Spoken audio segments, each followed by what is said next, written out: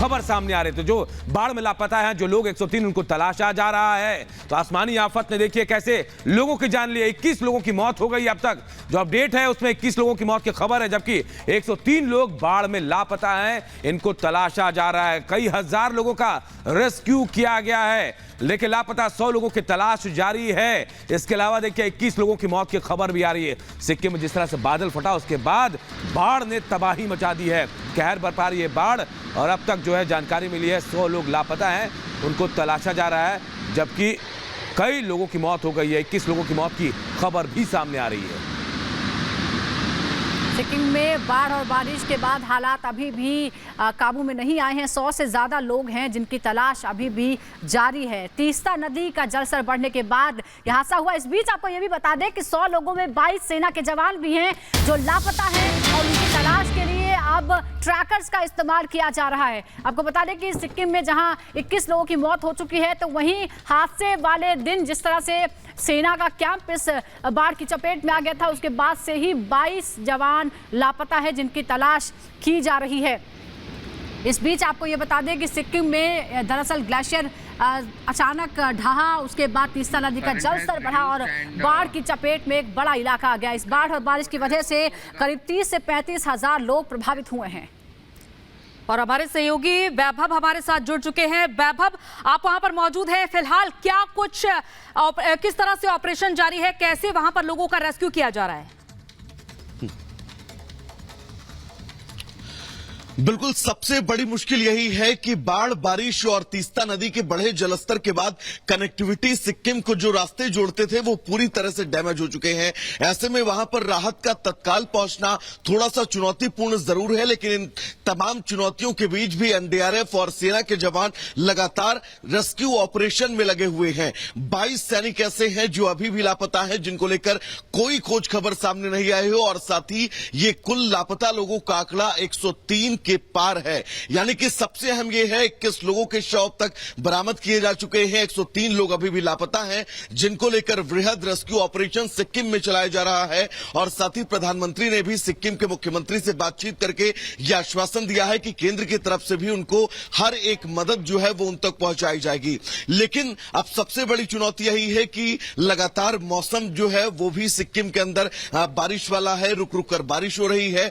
तो ऐसे में तीस्ता नदी का जलस्तर जो बढ़ा था वो वाटर लेवल कम तो जरूर हो रहा है, लेकिन उस सामान्य वाटर लेवल जो है उस नंबर तक नहीं पहुंच पा रहा है कि सिक्किम के अंदर लोग बहुत ज्यादा राहत महसूस करें। यानी कि आने वाले कुछ दिन और ये रेस्क्यू ऑपरेशन चलेगा, लोगों की तलाश जारी रहेगी। और तीस्ता नदी के जलस्तर को लेकर सबसे बड़ी बात यही है कि अब अगर तेज बारिश होती है तो मुश्किलें बढ़ेंगी, ये तय है।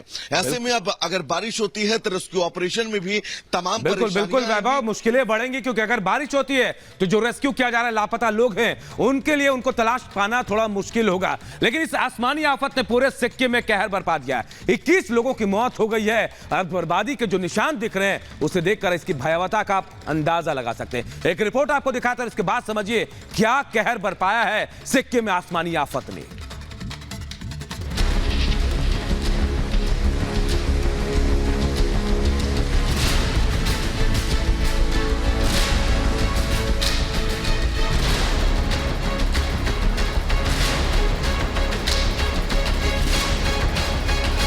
ये प्रकृति का आपातकाल है, ये कुदरत का कोहराम है, ये तबाही की दास्तान है।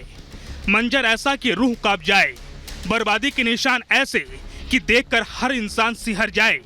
मूसलाधार बारिश, बाढ़ की विनाश लीला, कहीं चट्टान घिसकी तो कहीं कई घर तबाह हुए।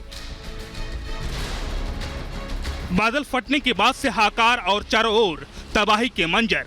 तस्वीरें सिक्किम की हैं, जहां आसमानी आफत से बरपी तबाही के निशान चारों तरफ नजर आ रहे हैं। प्राकृतिक आपदा की ऐसी तस्वीरें, सब कुछ मिट्टी में समा गया। अब रेस्क्यू अभियान जारी है। सिलीगुड़ी में ये तीस्ता नदी कितनी विशालकाय तरीके से प्रवेश कर रही है, आप इन तस्वीरों के जरिए समझिएगा। दरअसल तीस्ता नदी पर ये बना जो डैम है, इस डैम के सभी 6 दरवाजे कल खोल दिए गए थे, जब तीस्ता नदी का जलस्तर अचानक बढ़ा। और इस जलस्तर के बढ़ने के बीच न सिर्फ सिक्किम बल्कि पश्चिम बंगाल के भी कई जिले ऐसे हैं जो इस नदी के जलस्तर बढ़ने से प्रभावित हुए हैं। सिक्किम में युद्ध स्तर पर राहत बचाव कार्य लगातार जारी है। एसडीआरएफ के साथ एनडीआरएफ की टीमें लगातार रेस्क्यू में जुटी हुई है। रेत जो है वो पहुंची, तीस्ता नदी का मलबा पहुंचा, उसके बाद अब हालात इस गांव के क्या है। हालांकि पानी जो है वो यहां से नीचे जा चुका है। आप देखिएगा ये लोगों के घरों के सामान हैं, क्योंकि लोग सिर्फ अपनी जिंदगी को बचाकर यहां से भागते हुए नजर आए। सबकी कोशिश यही थी कि जिंदगी को आसानी से बचाया जा सके, बाकी सभी लोग अपने घर का सामान जो है वो छोड़कर भागे हैं। कैसे हालत हो गए, खाने रहने के लिए लगाने के लिए कोई भी नहीं है। हमारी कोई व्यवस्था नहीं की गई है प्रशासन की तरफ से अभी तक। हमारे अभी छिमेकी वहाँ पर छिमेकी लोग दे रही है ना, अभी तक खाने के लिए लगाने के लिए कोई भी नहीं है। हमारे वो भाड़ा बर्तन कुछ भी नहीं है। हालात बेहद भयावह है। चारों तरफ तबाही के मंजर हैं। पश्चिम बंगाल से सिक्किम को जोड़ने वाले नेशनल हाईवे भी तबाह हो चुका है। लिहाजा सिक्किम का देश के बाकी हिस्सों से संपर्क टूट चुका है।